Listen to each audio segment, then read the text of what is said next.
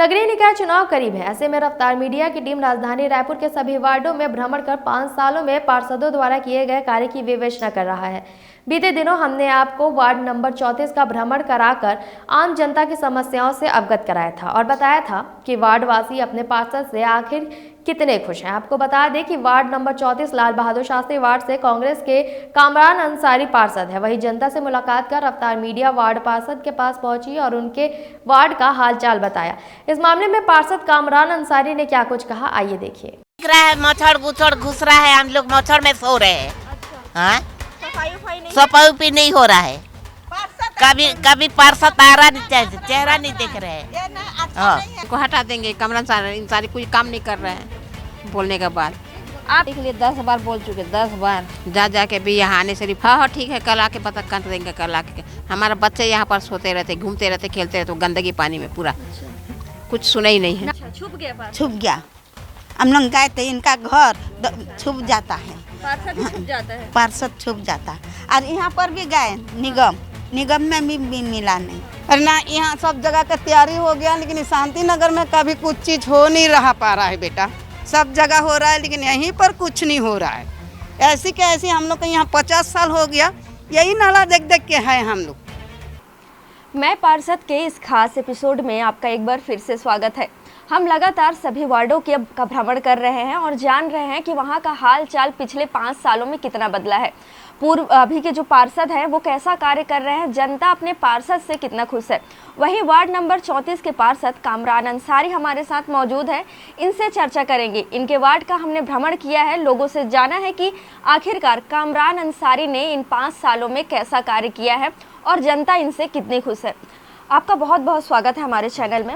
हम अपना शो चला रहे हैं जिसमें हम जान रहे हैं कि नगरीय निकाय चुनाव तो करीब है और पार्षद अपने 5 सालों के कार्यकाल में आखिरकार कैसा कार्य किया, तो जिससे जनता कितनी खुश हुई। हमने आपके वार्ड का भी भ्रमण किया, लेकिन ज़्यादातर लोग ऐसे मिले जो आपसे नाराज़ हैं, आपके कार्यों से नाराज़ हैं। उनको कई सारी शिकायतें हैं आपसे, क्या कहेंगे? जैसे शिकायतें पहले बताएंगे फिर मैं कहूँगा। लोगों की सबसे बड़ी शिकायतें हैं कि नालों की सफाई नहीं हो रही है। बरसात के दिनों में खासकर उनको समस्याओं का सामना करना पड़ता है, जिससे उनके घरों में पानी भर जाता है और नाले खुले हुए हैं। बच्चों के गिरने का उन लोगों को डर रहता है, क्या कुछ कहेंगे?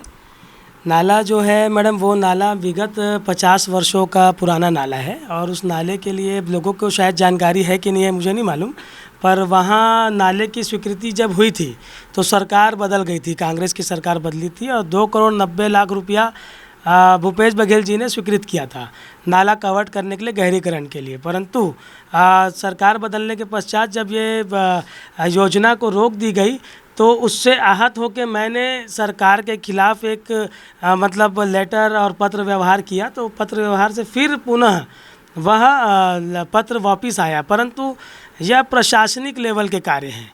2 करोड़ 90 लाख रुपए स्वीकृत करा के लाना प्लस उसकी लड़ाई लड़ना, सारी चीज़ें मैंने कर दिया। परंतु अभी सरकार जो चाहे और नगर निगम अगर चाहे तो कार्य चालू किया जा सकता है और जब वो स्वीकृति होकर आता है तब प्रक्रिया की जा सकती है। परंतु लोगों की सुविधा न देते हुए असुविधा की बात अगर करें तो मेरी तरफ से नाले सफाई को लेके साल में 3 से 4 बार नाला सफाई किया जाता है।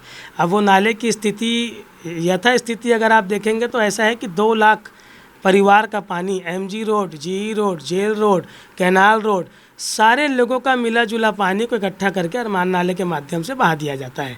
और मेरा वार्ड जो है निचले स्तर में आता है। इसके बाद जो लगा हुआ वार्ड है जिसमें जगन्नाथ नगर एक बस्ती है, गुरु गोविंद सिंह वार्ड, वहाँ पे नाले का रूप जो है वो नाली के रूप में तब्दील हो चुका है। तो उससे पहले व्यवस्थित किया जाए, क्योंकि पानी वहाँ से आगे नहीं बढ़ेगा तो पानी कहीं ना कहीं हमारे यहाँ रुकेगा। और मैं गहरीकरण करके सफाई करवाता हूँ नाले को, तो जितना पुराने अवशेष हैं वो फिर पीछे के अवशेष आगे बह के आ जाते हैं।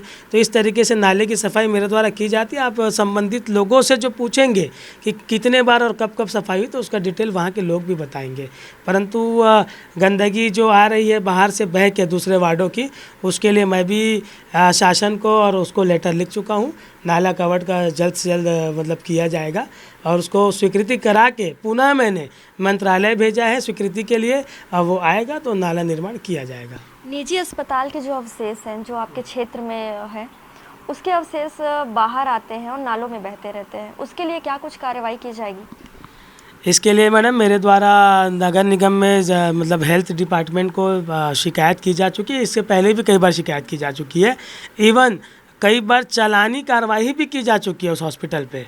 परंतु क्या होता है कि जिस तरीके से मतलब व्यवस्थित अगर उनको करने के लिए सलाह दी जाए और वो नहीं करते हैं तो चालानी कार्रवाई के अलावा कुछ दिनों के लिए कड़ी कार्रवाई की जानी चाहिए, जिससे कि उनको उनके मतलब हॉस्पिटल के ऊपर, जैसे ठीक है बच्चों का अस्पताल है, हम लोग उसको नज़रअंदाज करते हैं कि चलिए वहाँ पर सुविधाएं ज़रूरी है क्योंकि बच्चे आते हैं एकता हॉस्पिटल की, जैसे आप बात कर रहे हैं, तो वहाँ पे जो नाला है, नाले में जो अवशेष गिरते हैं उसके लिए देखने के लिए ZHO को और सारे लोगों को मेरे द्वारा दिशा निर्देशित किया जा चुका है और संबंधित लोगों से वहाँ पत्र मांगा गया है, परंतु वहाँ के लोगों के द्वारा अभी तक कोई पत्र नहीं दिया गया है, जबकि क्षेत्रीय लोगों की शिकायत पर कार्रवाई बाध्य हो जाती है। तो वहाँ के लोगों को भी थोड़ा सा जागरूक होकर पत्र व्यवहार करना चाहिए। कई लोगों ने ये भी आरोप लगाया है कि पार्षद सिर्फ चुनाव के समय आते हैं। अच्छा, तो शायद वो लोग घर के अंदर रहते होंगे, क्योंकि आप मेरा इंस्टा में जाके देख सकते हैं, सड़क बनी थी वो भी देख सकते हैं। इसके अलावा जब तालाब सफाई होती है वो भी देख सकते हैं, नालियाँ सफाई होती है वो भी देख सकते हैं। देखिए, किसी के मुंह को मैं नहीं रोक सकता, किसी की बातों को मैं वो नहीं कर सकता। अगर उनको लगता है कि ऐसी कोई बात है तो मुझसे आके बात कर सकते हैं। और मुझे ऐसा लगता है मैडम कि वार्ड के अंदर में 10,000 अगर आबादी जो है हमारे यहाँ, तो 10,000 के 10,000 लोगों में से कहीं ना कहीं मैंने प्रत्येक व्यक्ति से एक बार मिल के उनकी समस्या को जान के उनकी समस्या का निराकरण करने का पूर्ण प्रयास किया और कईयों की समस्या का निराकरण किया है। और इस तरीके के बात आप जान सकते हैं, चुनावी वर्ष है, लोगों को चरित्र हत्या, चरित्र हनन करने में कितना समय लगता है। और मैं आपसे आग्रह करना चाहूँगा कि जिस तरीके से लोगों ने कहा कि मैं आया नहीं, जो एक आधी दो लोग मिले होंगे आपको जो बोले होंगे कि मैं नहीं दिखता, तो शायद उस समय वो घर पे नहीं रहते होंगे। और मेरा एक रूटीन है, समय है, सवेरे की सफाई के समय मैं जाता हूँ। कई लोग 12 बजे सो के अगर उठते हैं तो उनको मैं वाकई में नहीं दिखाऊँगा। नगरीय निकाय चुनाव करीब है, ऐसे में क्या कुछ तैयारी आपके द्वारा की जा रही है? भैया, जनता तैयारी करेगी जिस हिसाब से मुझे ऐसा लगता है मैडम, एक आत्मसंतुष्टि के अनुसार, कि वार्ड के अंदर में जिस तरीके से विगत 25 सालों से सड़क निर्माण नहीं हुई थी, मैंने डामरीकरण करवाया है। वार्ड के अंदर में जिस तरीके से नालियाँ कवर्ड करवाई है मैंने, इसके अलावा मैंने कई परिवारों को घर बना के, मतलब जो घर मोर ज़मीन मोर आवास की योजना का लाभ दिया है। कई परिवारों को, 402 परिवारों को पट्टा का मतलब दिया है। अमृत मिशन योजना अंतर्गत प्रत्येक घर में मैंने नल कनेक्शन निःशुल्क दिया है। इसके अलावा मेरे माध्यम से यहाँ पर सामुदायिक भवन हर समाज के लिए बनाया गया है। इसके अलावा मेरे माध्यम से यहाँ आपका लाइब्रेरी का निर्माण किया गया है एजुकेशन सेक्टर को देखते हुए। और हमारे अस्पताल के लिए भी एक पहल की गई है, परंतु ज़मीन नहीं मिल पाई, जिसकी वजह से हमारा अस्पताल नहीं बन पाया। नहीं तो स्वास्थ्य और शिक्षा को मैंने तवज्जो देते हुए वार्ड पे चला है।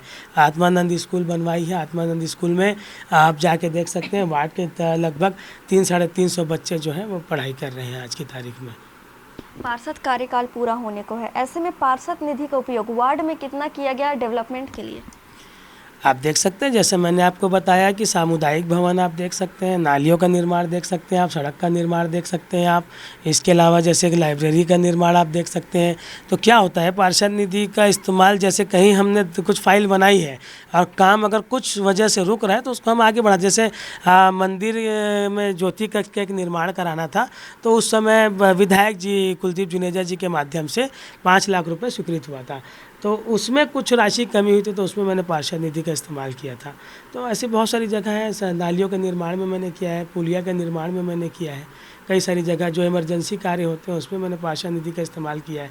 सामुदायिक भवन जो आप देख रहे हैं उसमें मैंने इस्तेमाल किया है। जैसे कि चुनाव करीब है, दोबारा पार्टी मौका देती है, तो क्या कुछ अन्य मुद्दों को लेकर आप जनता के पास जाएंगे? अन्य मुद्दा तो यही है मैडम, जो अरमान नाला जो है 50 साल का सबसे गंभीर विषय है। लोग परेशान हैं, वहाँ के लोगों की दर्द को मैं समझता हूँ।